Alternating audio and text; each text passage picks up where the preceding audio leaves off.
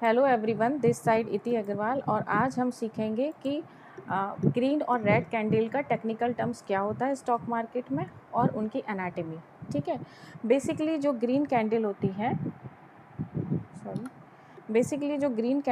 है उसको हम बुलिश कैंडल कहते हैं और जो रेड कैंडल होती है उसको हम बियरिश कैंडल कहते हैं। फिर से समझ लेते हैं एक बार। जो ग्रीन कैंडल होती है उसको हम बुलिश कैंडल कहते हैं स्टॉक मार्केट के टेक्निकल टर्म में, और जो रेड कैंडल होती है उसको हम बियरिश कैंडल कहते हैं। ठीक है, क्लियर है ये सब? ठीक है। अब इसके बाद हम चलते हैं anatomy of bullish candle structure पे कि बुलिश कैंडल स्टिक जो बनती है उसके क्या क्या पार्ट्स होते हैं। तो बेसिकली हम देख पा रहे हैं कि ये ग्रीन कलर से रिप्रेजेंट कर रखा है, इसको हम बॉडी बोलते हैं। क्या बोलते हैं? इसको हम बॉडी बोलते हैं। ये बेसिकली डिफरेंस होता है ओपन प्राइस और क्लोज प्राइस के बीच में।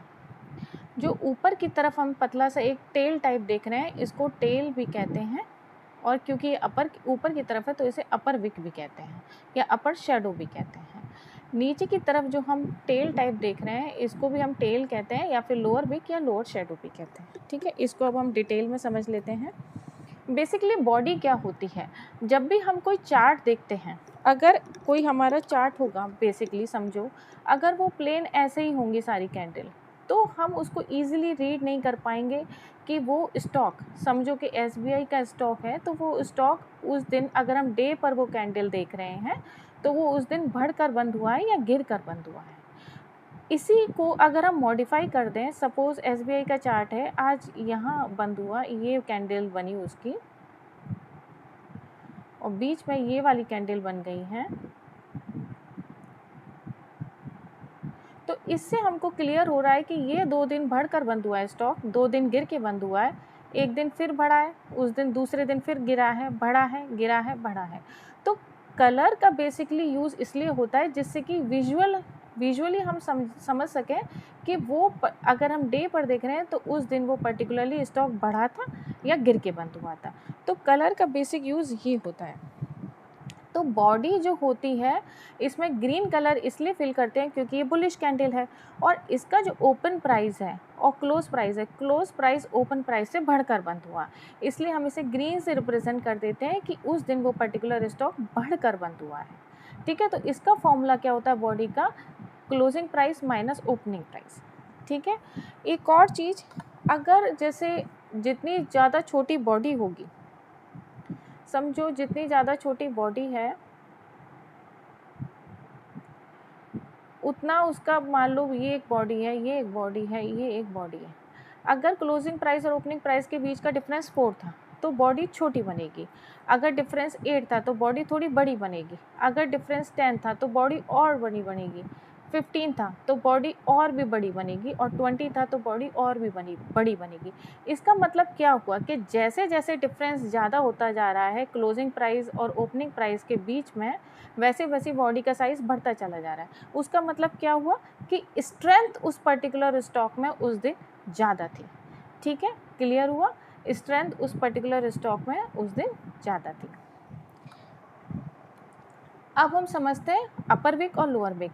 ये क्लोजिंग प्राइस है, ये डे हाई है। क्लोजिंग प्राइस और डे हाई के बीच का जो डिफरेंस होता है उसे कहते हैं अपर विक, और ओपनिंग प्राइस और डे लो के बीच का जो डिफरेंस होता है उसे कहते हैं लोअर विक। अब इसमें क्या होता है कि ये स्टॉक खुला तो यहाँ पर था, ये ऊपर यहाँ तक गया था, यहाँ पर जाने के बाद क्या हुआ, इसको एक रेजिस्टेंस फेस हुआ। रेजिस्टेंस फेस होने की वजह से ये सेलर्स थे, सेलर्स ने क्या किया, उस स्टॉक को वहाँ पर बेचा, अपना प्रॉफिट बुक किया, और जिसकी वजह से वो स्टॉक नीचे आके यहाँ कहीं क्लोज देता है उस दिन का। तो ये जो डिफरेंस है इसको अपर विक कहते हैं। ये हमें बताता है कि यहाँ पर रेजिस्टेंस है, यहाँ पर सप्लाई जोन है इसका।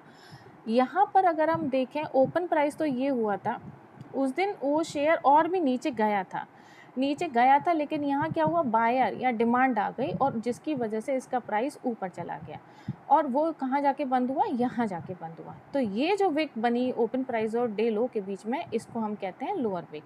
इसको हम एक एग्जाम्पल से समझने की कोशिश करते हैं।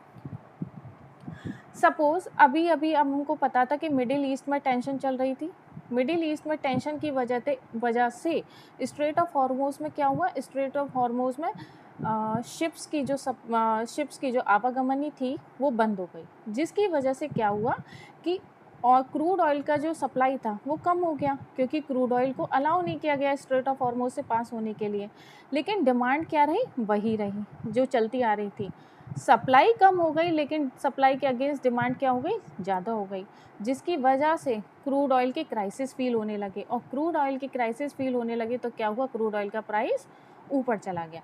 तो इसका मतलब सीधा सीधा है कि जब भी डिमांड ज़्यादा होती है सप्लाई से तो प्राइस क्या होता है, ऊपर चला जाता है।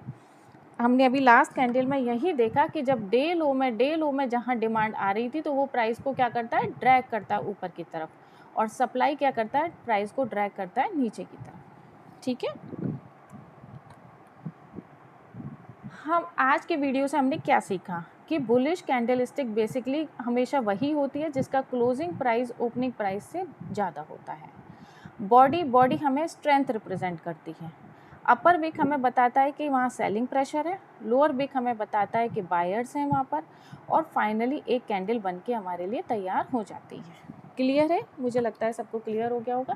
ये मैंने एक रियल एग्जाम्पल से कोट करने की कोशिश करी। अब हम यहाँ पर देखते हैं कि क्लोजिंग प्राइस ज़्यादा है ओपन प्राइस से, तो सिंपल सी बात है कि एक ग्रीन विक बनी। अब हम ये देखें, ये वाली विक छोटी है, ये वाली विक बड़ी है। क्यों? क्योंकि ओपन प्राइस और डे लो के बीच का डिफरेंस यहाँ पर कितना है, 4 रुपये है, 4 रुपये से ज़्यादा है, 4 रुपये है, तो ये विक बड़ी बनी। सिमिलरली यहाँ पर क्लोजिंग प्राइस और डे लो का बीच का डिफरेंस अप्रॉक्सीमेटली 2 रुपीज़ है, इसलिए विक छोटी बनी।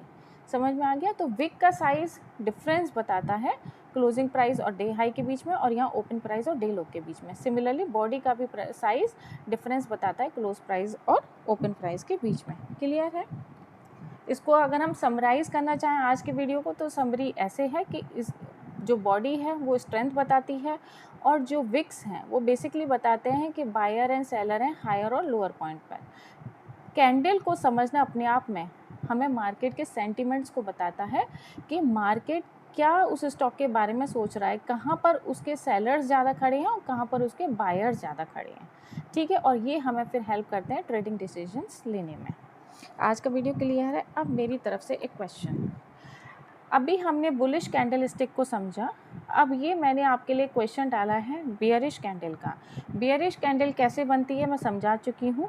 अब आपको इसमें से 4 मैंने ऑप्शंस दिए हुए हैं, आपको इसमें से बताना है कि कौन सा ऑप्शन सही है इस बियरिश कैंडल के लिए।